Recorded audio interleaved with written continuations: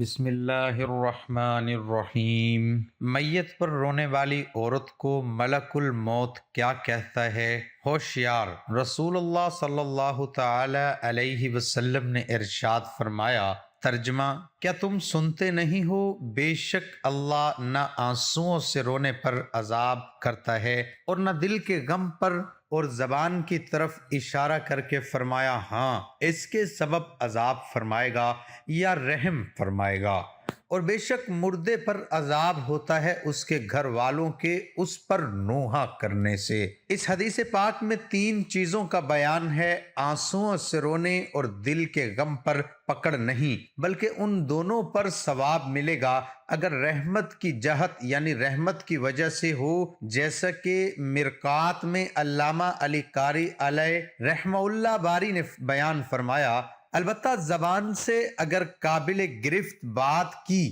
تو اس پر عذاب کا استحقاق ہے، جیسا کہ میت پر نوحہ کرنا یعنی چلا کر رونا اور جزا فضا کرنا، اور اگر اچھی بات کی تو ثواب ملے گا۔ گھر والوں کے نوحہ کرنے سے میت کو عذاب ہوتا ہے۔ عذاب سے مراد وہ دکھ و تکلیف ہے جو میت کو اس وقت حاصل ہوتا ہے جب گھر والوں کا چلا کر رونا سنتی ہے۔ تحت الحدیث حضرت عبداللہ بن عمر رضی اللہ تعالی عنہم نے کہا کہ رسول کریم علیہ الصلاۃ والسلام نے فرمایا کہ خبردار ہو کر سن لو کہ آنکھ کے آنسو اور دل کے غم کے سبب خدائے تعالی عذاب نہیں فرماتا، اور زبان کی طرف اشارہ کر کے فرمایا لیکن اس کے سبب عذاب یا رحم فرماتا ہے۔ اور گھر والوں کے رونے کی وجہ سے میت پر عذاب ہوتا ہے جبکہ اس نے رونے کی وصیت کی ہو یا وہاں رونے کا رواج ہو اور اس نے منع نہ کیا ہو، یا کہ مطلب ہے کہ ان کے رونے سے میت کو تکلیف ہوتی ہے۔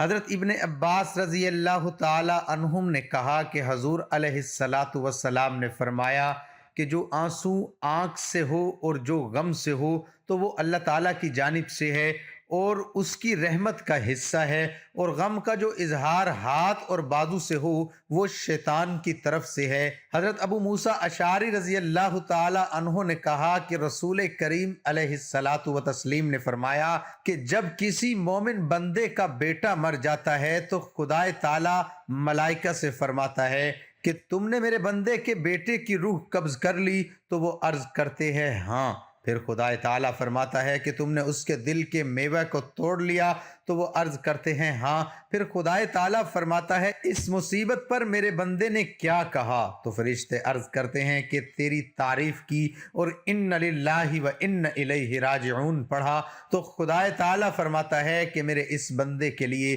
جنت میں ایک گھر بناؤ اور اس کا نام بیت الحمد رکھو۔ ناظرین، جب کسی بندے کا انتقال ہوتا ہے اور اس میت پر جب لوگ رونا شروع کرتے ہیں، گھر کی عورتیں جب اس پر چیخو پکار کرتی ہیں، ملک الموت جو بندے کی روح قبض کرنے کے لیے آئے ہوتے ہیں اور اس کی روح لے کر گھر سے نکل رہے ہوتے ہیں، اور اس وقت جب لوگوں کی چیخو پکار سنتے ہیں تو وہ پلٹ کر گھر کی طرف پھر سے واپس آتے ہیں اور ایک ایسا جملہ کہتے ہیں جسے سن کر آپ حیران رہ جائیں گے۔ وہ جو فرماتے ہیں اس وقت کو آپ مد نظر رکھیے کہ جب اللہ تعالیٰ نے حضرت آدم علیہ السلام کو پیدا فرمانے کا ارادہ فرمایا تھا کہ آدم علیہ السلام کو پیدا کریں گے تو زمین پر سارے فرشتوں کو بھیجا تھا، حضرت جبرائیل کو، حضرت میکائیل کو، حضرت اسرافیل، کہ جاؤ اور زمین سے مٹی لے کر آؤ، اس سے ہم آدم علیہ السلام کو پیدا کریں گے، اس سے ساری کائنات بنے گی۔ تو ان تینوں فرشتوں کو زمین نے قسم دے دی کہ تمہیں اللہ کی قسم مجھے مت لے کر جاؤ، کیونکہ میرا خمیر کسی انسان کے اندر موجود ہوگا اور وہ انسان اللہ کی نافرمانی کرے گا، اور مجھے یہ گوارا نہیں ہے کہ نافرمان بندے کے اندر میرا خمیر موجود ہو۔ پھر آخر میں اللہ تعالیٰ نے ملک الموت یعنی حضرت اسرائیل علیہ السلام کو زمین پر بھیجا اور کہا جاؤ زمین سے مٹی لے کر آؤ۔ تو جیسے ہی انہوں نے مٹی لینا چاہی، حضرت اسرائیل علیہ السلام سے زمین کہنے لگی کہ میں تمہیں مٹی نہیں دوں گی، اور تمہیں اللہ کی قسم ہے مجھے لے کر مت جاؤ، میرا خمیر کسی انسان کے اندر موجود ہوگا، پھر وہ انسان اللہ کی نافرمانی کرے، یہ بات مجھے برداشت نہیں۔ تو حضرت ملک الموت نے فرمایا کہ جس کی تو قسم دے رہی ہے اس کے حکم سے آیا ہوں۔ اور پھر حضرت اسرائیل علیہ السلام نے مٹھی بھر مٹی کو لے کر اللہ کی بارگاہ میں پہنچ گئے۔ تو اللہ تعالیٰ نے فرمایا کہ اے اسرائیل، آج سے تم اس مخلوق کی جو آج میں اس مٹی سے بناؤں گا، جو آدم علیہ السلام کی نسل ہوگی، اس سے جو پوری کائنات پیدا ہوگی، ان کی روحیں نکالنے کا جو کام ہوگا وہ تمہارا ہوگا۔ تو حضرت اسرائیل علیہ السلام پریشان ہو کر کہنے لگے، اے پروردگار عالم، اتنا ذمہ داری والا کام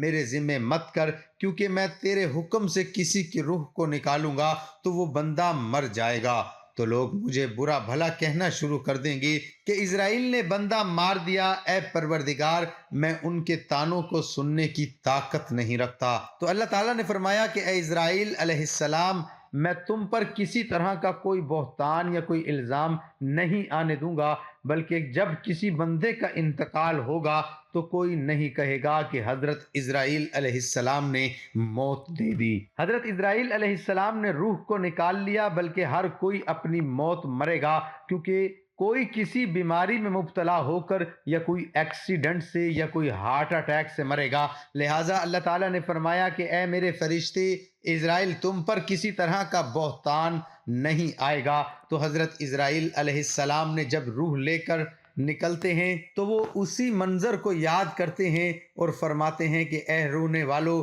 سنو، میں نے اس کا رزق نہیں چھینا۔ اگر تم یہ سوچو گے کہ میں نے اس کو مار دیا، بلکہ یہ اپنا رزق پورا کر چکا تھا، اور میں نے اس کی زندگی کو کم نہیں کیا بلکہ یہ اپنی زندگی کو پورا کر چکا تھا، اور یہ اللہ کا امر تھا کہ اللہ کا امر ہے اور اسے اسی کے پاس جانا ہے، اور تم سب کو بھی اسی کی طرف لوٹ کر جانا ہے۔ پھر حضرت اسرائیل علیہ السلام ان رونے والوں سے ایک عجیب بات کہتے ہیں کہ ایک نصیحت کرتے ہیں کہ اے لوگو، اس پر رونا بند کر دو۔ میرا یہ آنا آج پہلی بار نہیں ہے اور نہ ہی میرا آنا آخری بار ہے، بلکہ میں اب آیا ہوں اور اسے لے کر جا رہا ہوں۔ اب کے بعد جب اللہ کا حکم ہوگا پھر میں اسی گھر میں آؤں گا، پھر اللہ کی مرضی ہوگی کہ کس کو لے کر جانا ہے۔ اس پر رونا بند کرو، اپنے اعمال اچھے کرو، تاکہ میں جب دوبارہ آؤں تو تمہارے اعمال اچھے ہوں اور تمہارے ساتھ بھلائی کا معاملہ کیا جائے۔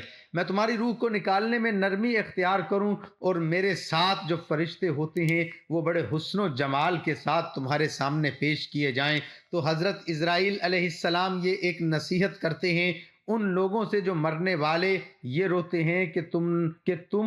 تم رونا بند کرو اور اپنے اعمال اچھے کر لو، کیونکہ پھر تمہاری باری ہے، اور اسی کی طرح تمہیں بھی اسی اللہ کی طرف لوٹ کر جانا ہے۔ اگر اعمال اچھے ہوں تو موت کے وقت کے حالات بھی بہت ہی اچھے ہوتے ہیں، اور وہ مرنے والے بندے کی روح خود یہ کہتی ہے کہ اے لوگو، مجھ پر رونا چھوڑ دو، یہ جس مرحلے سے میں گزر رہا ہوں یہ بڑا خوفناک ہے، لہٰذا تم اگر چاہتے ہو کہ یہ خوفناک منظر دیکھنے کو نہ ملے تو پھر تم اللہ کو راضی کرو۔ نیک بندہ ہوتا ہے، اس کی روح بھی یہی کہتی ہے کہ دیکھو، دنیا میں دل مت لگاؤ اور اللہ کو راضی کر کے آؤ تو تمہارے لیے کامیابی ہے۔ اگر اللہ کو ناراض کر کے آؤ گے تو تم ناکام رہو گے۔ اور جو برا بندہ ہوتا ہے وہ اپنے محبت کرنے والوں سے یہ کہنے کی کوشش کرتا ہے کہ اے لوگو، اپنے اعمال کو اچھا کر لو، تاکہ جو ہم پر بیت رہی ہے یہ سزا تمہیں نہ بھگتنا پڑے۔ تو بہرحال مردے کی جو روح ہوتی ہے وہ کہنے کی کوشش کرتی ہے، لیکن ہم اس کی بات کو اپنے کانوں سے نہیں سن سکتے، کیونکہ اس کا نام ایمان بالغیب ہے کہ چھپی ہوئی بات کو ماننا۔ تو ہمیں چونکہ ہمارے نبی صلی اللہ علیہ وسلم نے عالم برزخ کے بارے میں وہ تمام چیزیں بتلائی ہیں، تو ہم لوگوں کو یقین ویسے ہی رکھنا چاہیے اور اسی طرح سے ماننا چاہیے جس طرح سے ہم چیزوں کو دیکھ کر مانتے ہیں۔ حضرت عمر رضی اللہ تعالی عنہ فرماتے ہیں کہ میرے ایک سیدھے ہاتھ پہ جنت، الٹے ہاتھ پہ جہنم کو لا کر رکھ دیا جائے تو مجھے اتنا ہی یقین ہوگا جتنا مجھے اب ہے۔ بغیر دیکھے اللہ تعالی ہمیں ہدایت کی راہ دکھائے اور ہمارا خاتمہ ایمان پر فرمائے، آمین۔ ناظرین، کمنٹ باکس میں اللہ تعالیٰ کے 99 ناموں میں سے ایک نام ضرور ٹائپ کریں۔